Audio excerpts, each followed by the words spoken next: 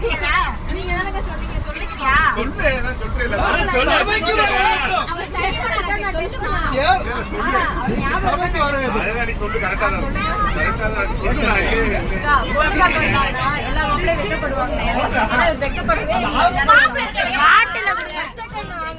பாத்துக்கிட்டேதான் இருந்தாரு.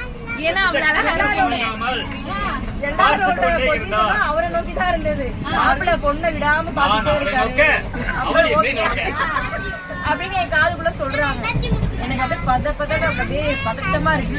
அப்படியே எனக்கு அப்படியே ஒத்தலாம் அப்படிதான் இருக்கு. அப்படியே ஒரு பதட்டமா இருக்கு.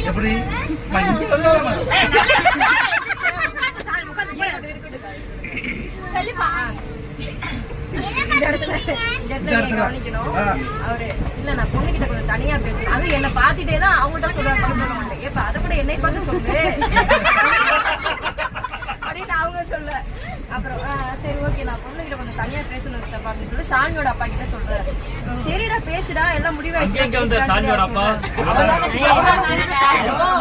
அவர்தான் கூட்டிட்டே போனாரு. அப்புறம் இவர் வந்து ரூம்குள்ள கேக்குறாரு, எனக்கு உங்களை கல்யாணம் கட்டிக்க சம்மதம், உங்களுக்கு என்ன கட்டிக்க சம்மதமா அப்படின்னு கேட்டாரு. நான் என்ன சொல்லிருப்பேன் நீங்க சொல்லுங்க. நான் என்ன சொன்னேன்,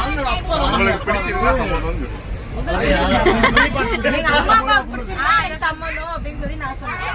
உங்களுக்கு பிடிச்சிருக்கா அப்படின்னு கேட்டாரு. பிடிச்சிருக்கா.